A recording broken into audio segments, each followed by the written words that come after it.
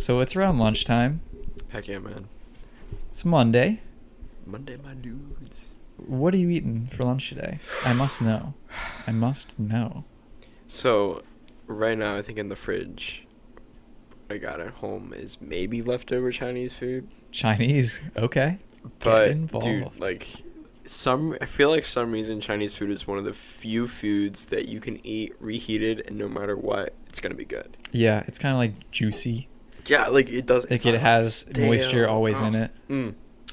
Buenos dias. But I think for lunch today, it'll probably be either leftover Chinese food, or I don't know if this is a hot take or not, but a bologna sandwich. Dude, that hits different. It takes me way back to childhood. Yeah. I literally just Bologna's thought the about best. it today. It's like getting some nice sweet bologna and making Dude, a yes. bologna sandwich with like chips. Yeah. Mm, Just simple lunch. just like, Simple man lunch, honestly. I feel like, yeah. I don't know. I know nothing, but I feel like that's totally a man lunch. You're just like, I'm making a sandwich, and that's all I'm having. Get I'm some having the bare chips. essentials. Like, it takes no time to prepare. That's my kind of vibe. That's probably what I'm going to have today is a turkey sandwich. Dude, turkey sandwiches, Yeah. they're dope. With some mayo. I like mayo. I've slowly turned into a mayo okay-ish kind of person. I will never eat mayo just like by itself. No. I know there's people that are like, mayonnaise is the best thing since sliced bread. I'm like, no, You're wrong. you're absolutely wrong. Don't eat it like ketchup. Like, that's disgusting. No. You coat the bread. You Yeah. give it a little... Thin, like, whew, Yeah. A maybe little... one or two swipes. Mm-hmm. Cover the bread. That's the main purpose. You shouldn't have like clumps. Oh, It no. is like moisturize the bread. That's the second time or third time we said moist so far, and we're gonna make that a theme. Yeah, same with lemons, you know. Lemons and mayonnaise. Lemons and mayonnaise. Yummy. I'm gonna have that for lunch. Oh. I'm just gonna like put my hand in the mayonnaise jar and just No, stop. yeah, get that image. Everyone listening, I'm sorry we just ruined your Monday, but I'm Yeah. still coating the lemon in mayonnaise as we Would speak. you like bite it like an apple? Yeah. Oh. Exactly what we're gonna do. No. I'm going home and I'm doing it. I'm gonna Hey. buy a lemon. But we are being as transparent as possible. We're being very open and honest. which is our and topic for transparent. today. Wow. Transparency. Funny how that works, huh? I know, right? Look at those segues. But yeah, so it's something that I've been thinking about a lot lately is transparency. You can look up transparency on the internet, and it'll give you pretty much a basic definition of just like being able to see through something like glass, through some like glass shield, but it's able to be seeing through something is basically what Google spits out at us. We love Google, We love Google. Not a sponsor, by the way. by the way. But yeah, so I was kind of wanted to hear your thoughts about it because I feel like it's almost a topic that we know of, but we never really talk about as creatives, as artists. Yeah. It's like, how do you navigate transparency? Like, I guess we even should just start borderline. What is transparency as a creative? Yeah. So I think for me, it's, you have two different selves. We talked about a little bit about this in another one of our lives. Shout out our lives. That's what we take a lot of our content from. Amen. Lemons. Lemons and mayonnaise. But yeah, so transparency is you have two selves almost. You have your actual real life self, and because of the internet now, you have a different persona that you can portray to other people that is curated, in that you can put out exactly what you want people to see or what you think people want to see. And I think that's where it gets muddy because those might not exactly line up. And in that regards, you're like false advertising yourself out there. I mean, we always hear people talk about that Instagram isn't reality. People only post their like the best versions of themselves, the bikini photos that look the best from this angle, and you probably took 150 other ones, and that showed a little too much, or oh, my stomach was sticking out, whatever. I don't know. But it's it's that ratio. It's like I'm getting one good photo for every 150 photos I take.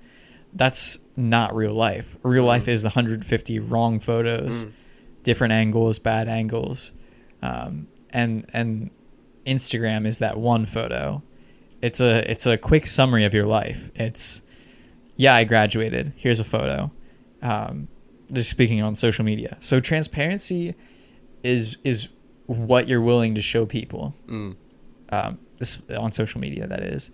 And so it's different for everyone. And some people, now it's funny because I saw 2 people in the last week say, hey, looks like we're making Instagram casual again. And well, that's a funny caption, and I wish it would be true. It's telling that Instagram is such a curated place where people only post the best photos. And it's just weird that like people are like, okay, we're making Instagram casual again. Let's like, this is the movement where my photos don't have to be perfect. And that's from like high school friends that I haven't seen since then. Not my like photography world. But yeah, it's weird. What's your definition?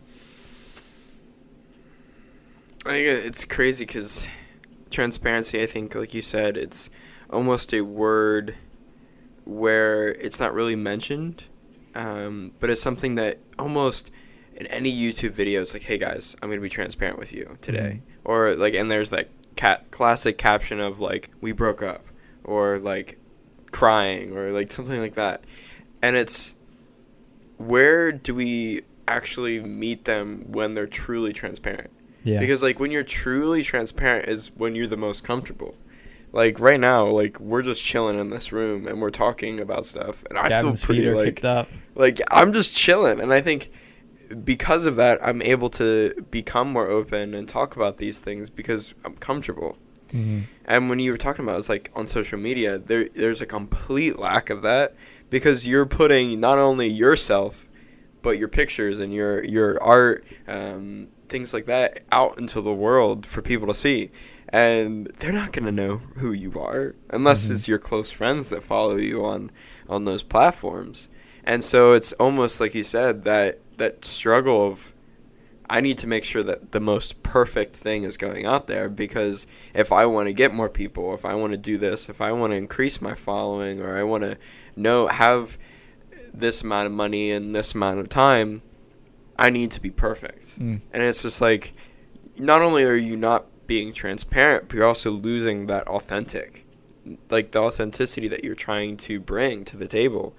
And it makes me think of, it almost is transparency. You might think of like a shield or something you can look through, and it's the actual physical shield that's preventing you from being truly transparent, because you're not comfortable, you're wanting to be perfect, you're wanting to get your name out there, and people are only seeing the facade that you put on.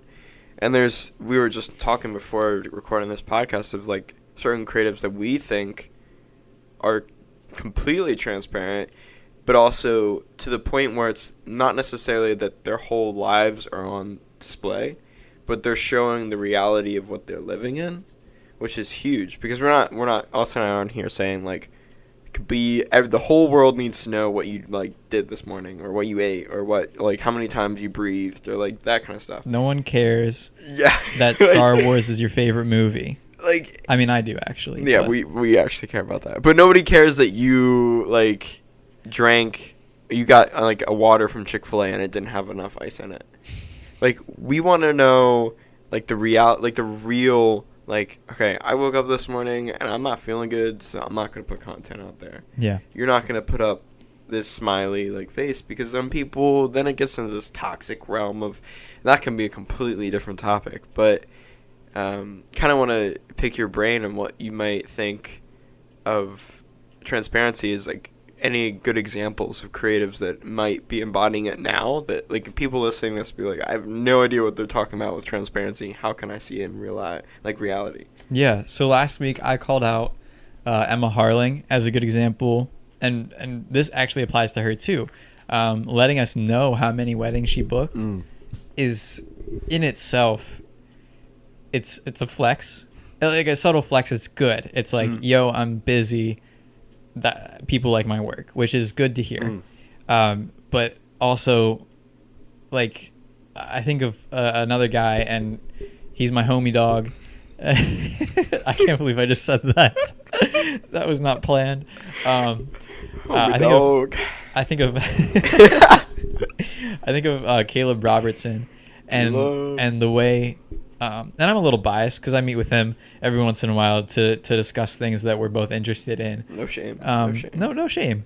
But as I've gotten to know him, and even just on his social media presence, he's talked about failures. He's talked about his journey, and how things didn't always go his way, and it wasn't always sunshine and rainbows and butterflies and unicorns and more Sprinkles. cool things. Yeah. And it's like, yeah, I lost, 50K doing dumb stuff. I don't know if that's this case exactly, but something around there. And I shouldn't have bought all this gear. It wasn't worth it to me. Or he's talked about like his debt and everything, and he's a big financial guy, and you see that on a lot of his posts, and I think it's really encouraging. It's also building trust with his audience. Not that transparency needs to be about trust building with the audience, but there's a resurgence coming now of, if I'm transparent, that is more real than corporate people selling to me. Finger snaps. Just knowing that, this company is actually like willing to share details that might affect my buying decisions, make a huge difference. I'm trying to think of an example of like a corporate brand that does this. But like just being open and like, we either messed up, or you know what? I'm about to burp. Gavin, say something. Charisma. Sounds good. I'm back. That was funny. Just a matter of trust building that comes with being open about your real life in the photography business. As I continue to reference, like being able to show that, this session got rained out, but we still had a blast, and it was a lot of fun with these clients, and they still loved it. Being able to show, my toddler, just threw up. Haha, that's funny. And post that on your on your business account. That's fun, and it's real, and it's real life. And it's not like, haha, my toddler just threw up. Use Bounty wipes. Yeah. And that will solve all your toddler throw up problems. Yeah, because like it almost brings up a topic is like not everything is meant to be like a sponsor. Yeah. Or meant to insert like check this out. Like because people are gonna, to be honest, like I would hope, I think you would agree. It's like when we get all that all the time, it's like we kind of just don't want to watch it. We don't want to see it. We don't want to really hear it, because we know within the next 5 minutes they're going to talk about something. Yeah. And they're going to say it. And I think, and no shame, because all those people, they're grinding, they're putting that out there. And they're doing that. And that's what they want to do. But for somebody that's almost, I would say consumer, but somebody that's watching, like we want to be able to be there with you along your journey. And then not to be perfect, because then it almost counterintuitive, and like the psychology of it all is like, now we feel like we're not doing enough, that we're not putting out what we need to be putting out there. We feel bad about our lives because this person, they just did this picture perfect like beach shoot. Well, nobody knows that like it took 3 outfits for you to get to where you were. Yeah. Or nobody knows that the photographer canceled twice. Yeah. Or that you slipped and ate sand. Like, and it doesn't necessarily have to be a post. Like, it could be literally a story like, today has been a day. Yeah. And you see the content down below, or lemons as we've now deemed it. Lemons. Is not all perfect, because it took me 3 tries, 3 falls, this, and this. And we're not saying like post and put out there and let people know like things that are not good. We're to what you think are deeming that is not good. We're telling you like, don't make it seem that everything is perfect, because we're not perfect. Yeah. We're not perfect individuals. And putting out that persona of, everything's so good. My Lemons. I Lemons. caught myself. Yeah, I need to start doing it. Maybe mayonnaise is what we like will have to do if we say lemon or if we say content too much. One of us has to like eat a lemon. Eat a whole Lemon. thing of mayonnaise and Yeah. lemons. That'd be interesting. I forget what I was gonna say. Either way, there's a balance. You have your picture perfect life that you post, but also include fun like little things and not scripted times, and not a perfect post. And if you just want to share in your Instagram story, just do it. You don't need that like Mastin Labs filter. 100 sparkles and everything. Like that stuff there is for fun, is fun, but sometimes what people want to see is this is me. This is plain me.